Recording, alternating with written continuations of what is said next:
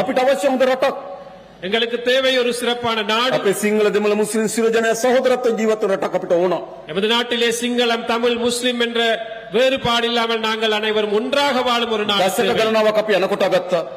பல தசாப்தங்களாக நாங்கள் දශක ගණනාවක් අපි අතර සැකයෙන් වෛරයෙන් ක්‍රෝධයෙන් ජීවත් වුණා. பல தசாப்தங்களாக நாங்கள் சந்தேகத்தால் இருந்தோம். මොනවද අපිට ලැබුණේ? என்னது எங்களுக்கு மிஞ்சியது? යුද්ධ තිබුණා. யுத்தம் இருந்தது, ගැටුම් තිබුණා. முருகல் நிலை இருந்தது, උතුර දකුණ දෙමව්පියන්ගේ දරුවා හිමි වුණා. வடக்கில் தெற்கில் பிள்ளைகள் அழிந்தன. எமது பெற்றோர்கள். මොකද අවසන් ප්‍රතිඵලය?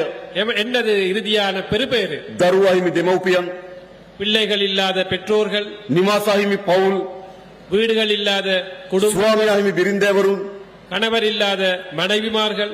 අවසන් ශේෂපත්‍ර මහ ව්‍යසනයක්.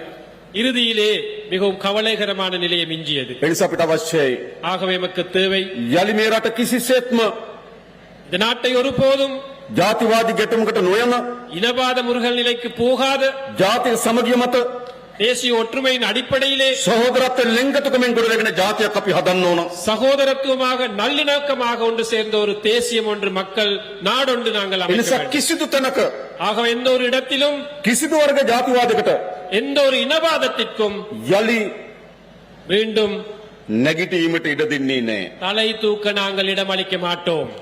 මා දන්නවා තැනින් තැන ජාතිවාදී පොඩි ගුලි කරකිනවා. ஆனால் ஒரு சில இடங்களிலே இனவாத சம்பவங்கள் நடக்கின்றன. පූජා භූමියක් කේන්ද්‍ර කරගෙන ගැටුම් පවතිනවා. ஒரு புனித ஸ்தலத்தை அடிப்படையாக கொண்ட முருகல் நிலைகள் ஏற்படுகின்றன.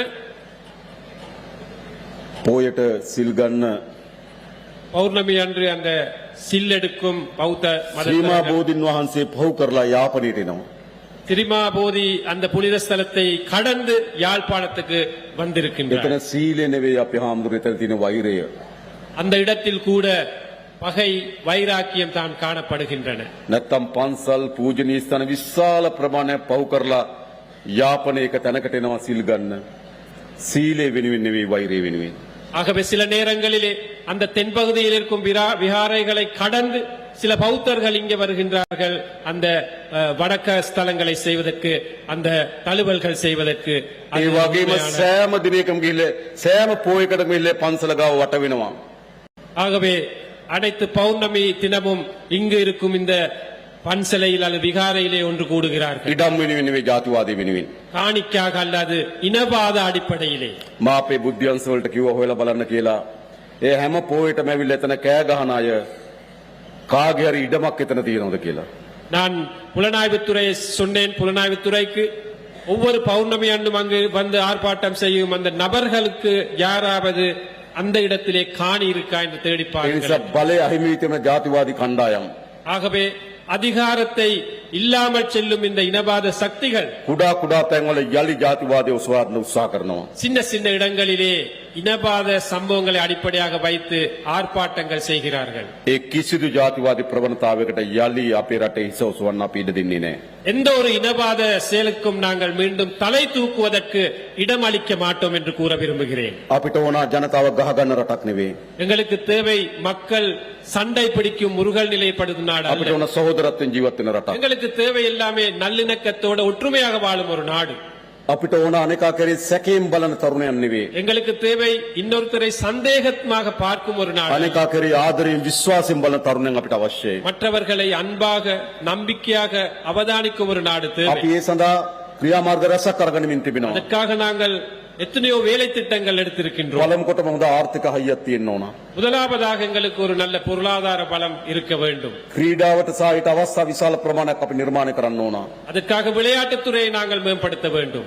සාහිත්‍ය කලාව සංගීතය චිත්‍රපටයට මේ යාපනයේ අලුත් තත්ත්වයක් අපි හදන්න ඕනකම இதே තිබෙනවා. போன்று இலக்கியம், சினிமாத்துறை, நாடகத்துறை போன்ற இந்த இலக்கியத்துறை இந்த யாழ்ப்பாண பகுதியில் நாங்கள் வளர்க்க අනේකා வேண்டும். කරේ වෛරයෙන් බලන මනස අයින් කරන්න ඕන. மற்றவரை பகையோடு பார்க்கும் அந்த மனநிலையை நாங்கள் இல்லாதொழிக்க வேண்டும். තෙතමනය සහ කම්පනය අනේකා ගැන ආදරය තියෙන සමාජයක් අපි හදන්න ඕන. மற்றவர் தொடர்பாக அன்பு செலுத்தும் ஒரு நபரை நாங்கள் உருவாக்க வேண்டும். අපේ ජනතාව එහෙම තමයි. எங்கள் மக்களுக்கு தேவை அதுதான்.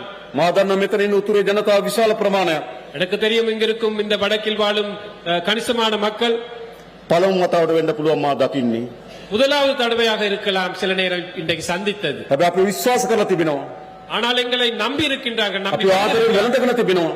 நாங்கள் எங்கள் அன்பாக நடந்து கொள்கிறார்கள். මම ඔබට එක සහතිකයක් දෙන්නම්. நான் ஒரு உறுதியை வழங்குகிறேன். ඔබ අප කෙරෙහි තබා තිබෙන විශ්වාසය කිසිසේත්ම බිඳවටන්නේ නැති බව මම ඔබට සහතික කරනවා. நீங்கள் எம் மீது வைத்திருக்கும் அந்த நம்பிக்கையை ஒரு போதும் நாங்கள் அதை இடைநிறுத்த மாட்டோம் என்று தீங்கு விளைவிக்க மாட்டோம் என்று ඔබ கூறுகிறோம். පළමු වතාවට நீங்கள் முதற் தடவையாக ආණ්ඩුවක් කෙරෙහි විශ්වාසය තබලා තිබෙනවා. அரசாங்கத்தை நம்பினீர்கள். ඉස්සර උතුර කොහොමද? முன்பு காலத்திலே இந்த வடமாகாணம் எப்படி? හැමදාම ආණ්ඩුවට එරෙහි. இந்த நாளும் அரசாங்கத்துக்கு எதிராகத்தான் මොකද්ද செயல்பட்டது. යාපනයේ තිබුණු මතය? என்ன கருத்து இந்த வடமாகாணத்தில் இருந்தது? දකුණේ තියෙනවා සිංහල ආණ්ඩුවක්, උතුරේ අපිට දෙමළ ආණ්ඩුවක් ඕන කියලා කිව්වා.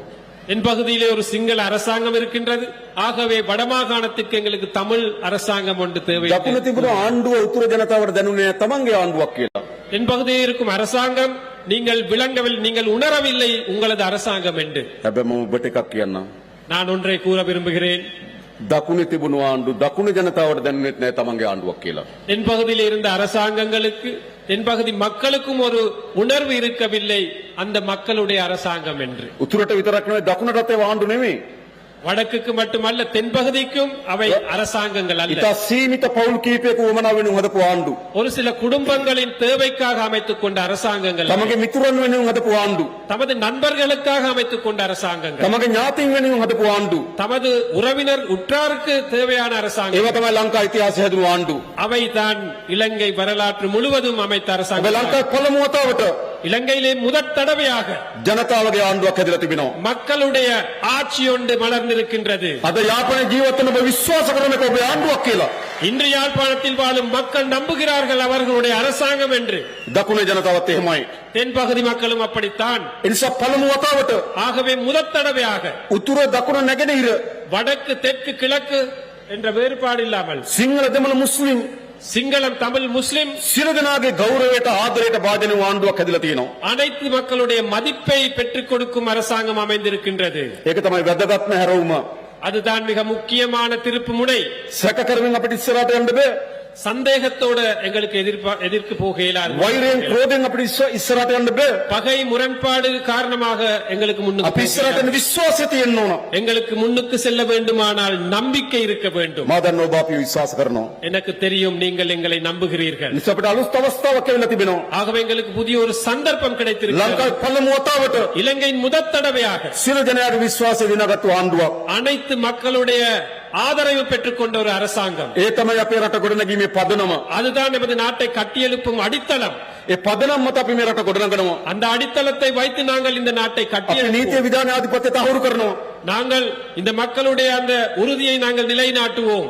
සිංහලද දෙමළද මුස්ලිම්ද சிங்களமா தமிழா முஸ்லிமா என்ற வேறுபாடு இல்லாமல், ධනය තියනවද ධනය නැද්ද காசு இருக்கா இல்லையா என்று பார்க்காமல், කිසිදු ભેදකින් තොරව எந்த ஒரு வேறுபாடும் இல்லாமல் හැම කෙනාටම සාධාරණව නීතිය ඉටු වෙන රටක් අපි அனைத்து ගොඩනගමින් තිබෙනවා. மக்களுக்கும் சட்டம் சரியாக இயங்கும் ஒரு நாட்டை நாங்கள் கட்டியெழுப்புவோம். ඒ අවශ්‍ය අපේ රට ගොඩනගන්න. அவை தேவை எமது நாட்டை கட்டியெழுப்ப. නීති විධාන ආධිපත්‍ය සාධාරණ ලෙස ස්ථාපිත කළ යුතුයි. இந்த சட்டத்துறையை நியாயமான முறையில் நாங்கள் நிலைநாட்ட வேண்டும். ඊළඟ මේ ජාතික සමගිය පදනම් මත